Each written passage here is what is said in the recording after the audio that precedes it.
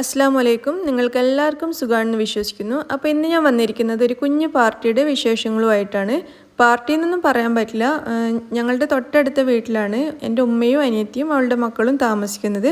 അപ്പോൾ 2-3 മാസമായിട്ട് നമ്മൾ പോലും ഇപ്പോൾ ഒത്തുകൂടാറും ഒരുമിച്ച് ഫുഡ് കഴിക്കാറും ഒന്നുമില്ല. കൊറോണയും ലോക്ക്ഡൗണും ഒക്കെ കാരണം നമ്മളെല്ലാവരും കുറച്ചൊന്ന് അകന്നിട്ടാണല്ലോ. നമ്മൾ കുറച്ച് മെമ്പേഴ്സേ ഉള്ളൂ. ഞങ്ങൾ 2 വീട്ടിലും കൂടി 8 പേരേ ഉള്ളൂ എങ്കിൽ പോലും ഞങ്ങൾ പോലും ഒത്തുകൂടാറില്ല. എല്ലാവരും അങ്ങനെ തന്നെയാണ് ജീവിക്കുന്നത്. നമ്മൾ മാത്രമൊന്നുമല്ല, ലോകത്തെല്ലാവരും സൂക്ഷിച്ചിട്ട് തന്നെയാണ് ജീവിക്കുന്നത്. എങ്കിലേ നമുക്കിതൊന്ന് കൺട്രോൾ ചെയ്യാൻ പറ്റുള്ളൂ, എല്ലാവർക്കും അറിയാം. അപ്പോൾ അത് കാരണം ഞങ്ങൾ 2-3 മാസമായിട്ട് ഒരുമിച്ച് ഫുഡ് കഴിക്കലൊന്നും അങ്ങനെ അധികം ഇല്ലായിരുന്നു. അപ്പോൾ എന്തായാലും കുറേ നാൾ കൂടിയിട്ട് ഒരുമിച്ച് ഫുഡ് ഉണ്ടാക്കാമെന്ന് വിചാരിച്ചു. അപ്പോൾ കുറേ നാൾ കൂടിയിട്ടായതുകൊണ്ട് അത് ഞങ്ങൾക്കൊരു സ്പെഷ്യലായിട്ട് തോന്നി. അതുകൊണ്ട് കുറച്ച് നല്ല ഫുഡൊക്കെ ഉണ്ടാക്കാമെന്ന് വിചാരിച്ചു. അപ്പോൾ അത് നിങ്ങളുമായിട്ടൊന്ന് ഷെയർ ചെയ്യാമെന്നും കൂടി വിചാരിച്ചിട്ടാണ് ഈ വ്ളോഗ് ചെയ്യുന്നത്. പിന്നെ ഇതിൽ ഞാൻ ഡെസേർട്ടായിട്ട് ഉണ്ടാക്കിയിരിക്കുന്നത് ഉമ്മലിയാണ്. പിന്നെ കേക്ക് ഉണ്ടാക്കിയിട്ടുണ്ട്. അത് അനിയത്തിയും മോളും ഒക്കെ കൂടിയാണ് കേക്ക് ഉണ്ടാക്കിയിരിക്കുന്നത്. അപ്പോൾ ഞാൻ ഉണ്ടാക്കിയത് ഉമ്മലിയാണ്. അത് നിങ്ങളുമായിട്ട് ഒന്ന് പരിചയപ്പെടുത്താമെന്ന് വിചാരിച്ചു. നല്ല പെർഫെക്റ്റ് റെസിപ്പിയാണ്. നല്ല ടേസ്റ്റ് ആയിട്ടുള്ളൊരു ഉമ്മലി റെസിപ്പിയാണ്. അത് ഞാൻ ഇതിൽ കാണിക്കാം.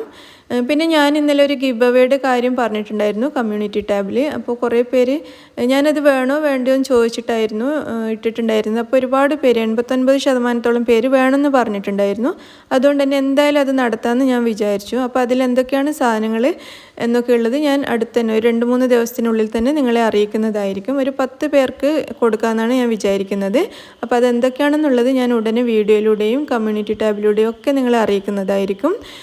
അപ്പോൾ നമുക്ക് ഇന്നത്തെ വീഡിയോയിലേക്ക് പോകാം.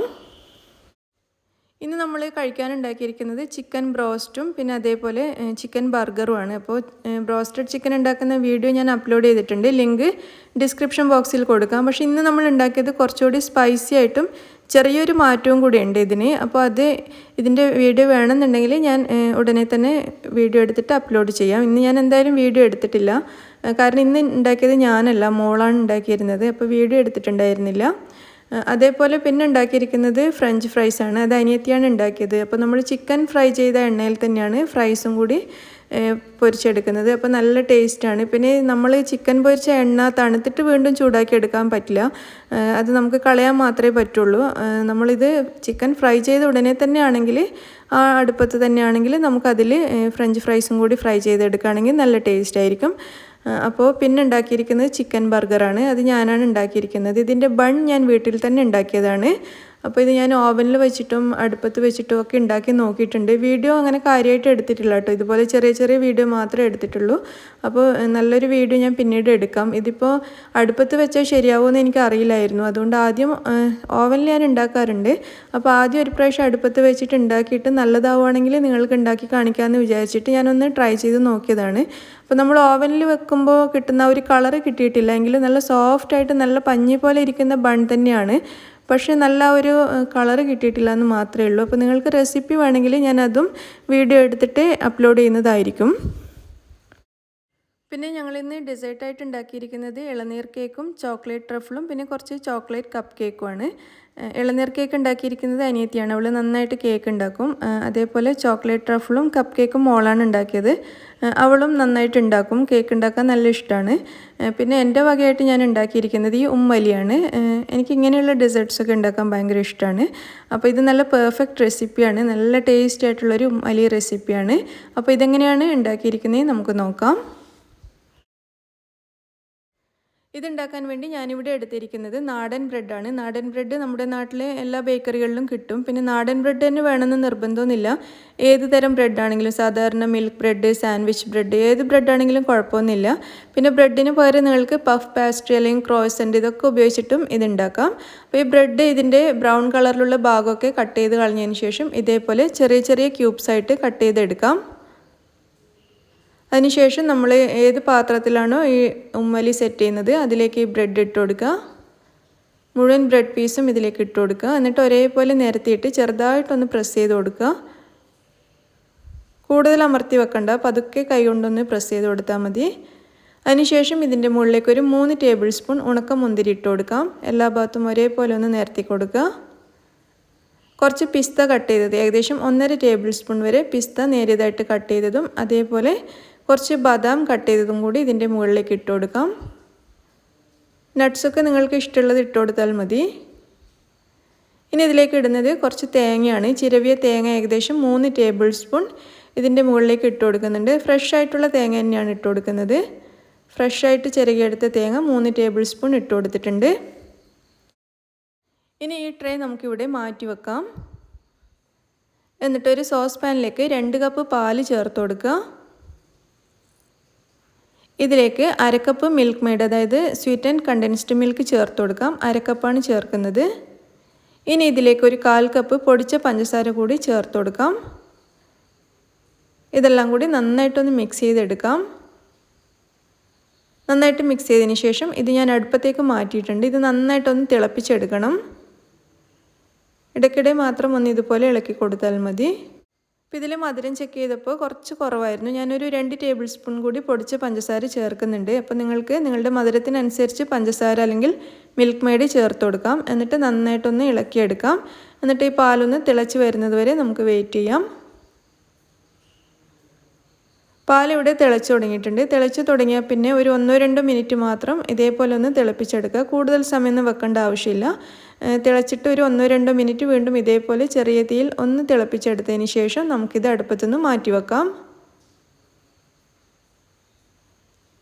പാൽ അടുപ്പത്തുനിന്ന് മാറ്റിയിട്ട് 1 മിനിറ്റ് വരെ ഇതേപോലെ ഒന്ന് ഇളക്കി കൊടുക്കുക. നല്ല വെട്ടിത്തിളക്കുന്ന ചൂടൊന്ന് കുറഞ്ഞു കിട്ടണം.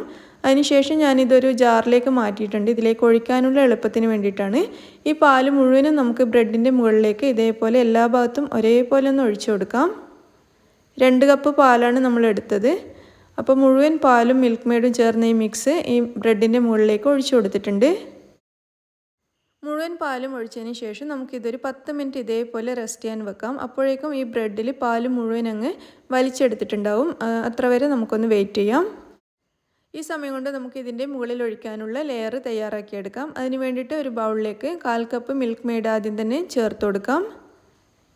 ഇതിലേക്ക് ഒരു 1/4 കപ്പ് പൊടിച്ച പഞ്ചസാര കൂടി ചേർത്ത് കൊടുക്കാം.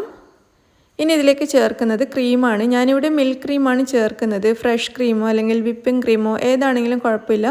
പിന്നെ അതേപോലെ നമ്മൾ ടിന്നിൽ വാങ്ങിയിട്ട് സൂക്ഷിക്കുന്ന നെസ്ലയുടെ ക്രീം, അതല്ലെങ്കിൽ തിക്ക് ക്രീം, ഏത് ക്രീമാണെങ്കിലും കുഴപ്പമില്ല. അപ്പോൾ ഞാനൊരു 200 ഗ്രാമാണ് ഇതിലേക്ക് ചേർക്കുന്നത്. ക്രീം മുഴുവൻ ഇതിലേക്ക് ചേർത്ത് കൊടുത്തിട്ട് ഇതെല്ലാം കൂടി നന്നായിട്ട് മിക്സ് ചെയ്തെടുക്കാം. പിന്നെ നിങ്ങൾക്ക് ഇതിൽ വേണമെന്നുണ്ടെങ്കിൽ വാനില എസൻസ് ചേർത്ത് കൊടുക്കാം. ഞാൻ ചേർക്കുന്നില്ല. അതിൻ്റെ രുചി ഇഷ്ടമുള്ളവർക്ക് അത് ചേർത്ത് കൊടുക്കാവുന്നതാണ്. ഇതെല്ലാം കൂടി നന്നായിട്ടൊന്ന് മിക്സ് ചെയ്തെടുക്കുക. ക്രീമും കണ്ടൻസ്ഡ് മിൽക്കും ഒക്കെ കൂടി നന്നായിട്ടൊന്ന് യോജിച്ച് വന്നിട്ടുണ്ട്. ഇത് നമ്മളിപ്പോൾ റെഡിയാക്കി വെച്ച ബ്രെഡിൻ്റെ മുകളിലേക്ക് ഒഴിച്ചു കൊടുക്കാം. നേരത്തെ പാലൊഴിച്ചതുപോലെ തന്നെ എല്ലാ ഭാഗത്തും ഒരേപോലെ നിൽക്കുന്ന രീതിയിൽ ഒന്ന് ഒഴിച്ചു കൊടുക്കുക.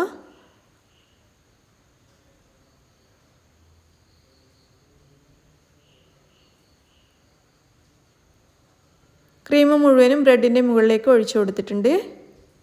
ഇനി നമുക്കിതൊന്ന് ബേക്ക് ചെയ്തെടുക്കണം. നിങ്ങൾക്ക് വേണമെങ്കിൽ ഓവനിൽ ബേക്ക് ചെയ്തെടുക്കാം. ഞാനിതിപ്പോൾ അടുപ്പത്ത് തന്നെയാണ് ബേക്ക് ചെയ്യാൻ വേണ്ടിയിട്ട് പോകുന്നത്. അടുപ്പത്ത് ബേക്ക് ചെയ്യാൻ വെക്കുന്ന സമയത്ത് നല്ല ക്വാളിറ്റിയുള്ള ഗ്ലാസ് ട്രേ ആണെങ്കിൽ മാത്രമേ ഇത് അടുപ്പത്ത് ബേക്ക് ചെയ്യാൻ വേണ്ടിയിട്ട് വെക്കാവൂ. അതേപോലെ ഓവനിലാണെങ്കിലും ഇലക്ട്രിക് ഓവനിൽ വെക്കുകയാണെങ്കിലും നല്ല ക്വാളിറ്റിയുള്ള, അതായത് ഓവനിൽ വെക്കാൻ പറ്റിയ ജാറാണെങ്കിലും മാത്രമേ വെക്കാവൂ. ഞാനിത് സ്ഥിരമായിട്ട് ഇലക്ട്രിക് ഓവനിലും അടുപ്പത്തൊക്കെ ബേക്ക് ചെയ്യാൻ വേണ്ടിയിട്ട് വെക്കുന്ന ട്രേ ആണ്. അപ്പോൾ ഇങ്ങനെയുള്ളൊരു ട്രേ ഇല്ലെങ്കിൽ, ഗ്ലാസ് ട്രേ ഇല്ലെങ്കിൽ സാധാരണ സ്റ്റീലിൻ്റെയോ അലൂമിനിയത്തിൻ്റെയോ പാത്രത്തിൽ ഇത് സെറ്റ് ചെയ്ത് ബേക്ക് ചെയ്താൽ മതിയാവും. അപ്പോൾ നമുക്കിനി ഇത് അടുപ്പത്തേക്ക് മാറ്റാം. ഞാൻ അടുപ്പത്തൊരു വലിയ പാത്രം ഇവിടെ പ്രീ ഹീറ്റ് ചെയ്യാൻ വേണ്ടിയിട്ട് വെച്ചിട്ടുണ്ടായിരുന്നു. ഈ ഗ്ലാസിൻ്റെ ട്രേ കൊള്ളാവുന്ന വിധത്തിലൊരു വലിയ പാത്രം വെച്ചിട്ടുണ്ടായിരുന്നു. അതിൻ്റെ ഉള്ളിലൊരു സ്റ്റാൻഡും വെച്ച് കൊടുത്തിട്ടുണ്ട്. ഇതിൻ്റെ മുകളിലേക്ക് നമുക്ക് ഈ ഗ്ലാസ് ട്രേ വെച്ച് കൊടുക്കാം. എന്നിട്ട് നമുക്കിതിവിടെ അടച്ചു വെക്കാം. എന്നിട്ട് നമുക്കിത് ലോ ടു മീഡിയം ഫ്ലെയിമിൽ വെച്ചിട്ട് ഒരു 20-25 മിനിറ്റ് വരെ ബേക്ക് ചെയ്തെടുക്കാം. അപ്പോഴേക്കും നമ്മുടെ വലിയ റെഡി ആയിട്ടുണ്ടാവും. ഒരു 20 മിനിറ്റിന് ശേഷം നമുക്കിതൊന്ന് തുറന്ന് നോക്കാം. ഇതിവിടെ നന്നായിട്ട് ബേക്ക് ആയിട്ടുണ്ട്. കണ്ടില്ലേ, ചെറിയൊരു ബ്രൗൺ കളറ്, ഒരു ബ്രൗൺ ഷെയ്ഡ് സൈഡിലൊക്കെ വന്നിട്ടുണ്ട്. ഇത്രയും മതി. ഇതിവിടെ റെഡി ആയിട്ടുണ്ട്. നമുക്കിത് അടുപ്പത്തുനിന്ന് മാറ്റാം. അടുപ്പത്തുനിന്ന് മാറ്റിയിട്ട് നമുക്കിതിൻ്റെ മുകളിലേക്ക് കുറച്ചുകൂടി നട്ട്സ് ഇട്ട് കൊടുക്കണം. പിന്നെ നിങ്ങൾക്ക് സൈഡ് കാണുമ്പോൾ മനസ്സിലാവും, നല്ല കളറൊക്കെ മാറി വന്നിട്ട് സൈഡിൽ നിന്ന് വിട്ട് വരാൻ തുടങ്ങിയിട്ടുണ്ട്. ഇതിപ്പോൾ നന്നായിട്ട് നല്ല പാകത്തിൽ വെന്ത് വന്നിട്ടുണ്ട്. അപ്പോൾ നമുക്കിതിൻ്റെ മുകളിലേക്ക് കുറച്ചുകൂടി പിസ്ത ഇട്ട് കൊടുക്കാം. അതിനുശേഷം ഇത് റൂം ടെമ്പറേച്ചറിലാവാൻ വേണ്ടിയിട്ട് നമുക്ക് വെയിറ്റ് ചെയ്യാം. എന്നിട്ട് ഫ്രിഡ്ജിലേക്ക് മാറ്റിയാൽ മതി. അപ്പോൾ ഇതിപ്പോൾ റൂം ടെമ്പറേച്ചറിലായിട്ടുണ്ട്. ഇതിൻ്റെ ചൂടൊക്കെ ഒന്ന് കുറഞ്ഞ് റൂം ടെമ്പറേച്ചറിലായിട്ടുണ്ട്. ഞാനിത് ഫ്രിഡ്ജിലേക്ക് മാറ്റുകയാണ്. ഫ്രിഡ്ജിൽ വെച്ചിട്ട് ഒരു 3-4 മണിക്കൂർ നന്നായിട്ട് തണുപ്പിച്ചതിന് ശേഷം കഴിക്കാനായിരിക്കും നല്ല ടേസ്റ്റ്. അപ്പോൾ അതുകൊണ്ട് ഞാൻ ഏതായാലും ഫ്രിഡ്ജിലേക്ക് മാറ്റുകയാണ്. 3-4 മണിക്കൂറിന് ശേഷം ഞാനിത് പുറത്തേക്ക് എടുത്തിട്ടുണ്ട്. നമ്മുടെ ഉമ്മലി ഇവിടെ നന്നായിട്ട് തണുത്ത് കഴിക്കാൻ വേണ്ടിയിട്ട് റെഡി ആയിട്ടുണ്ട്.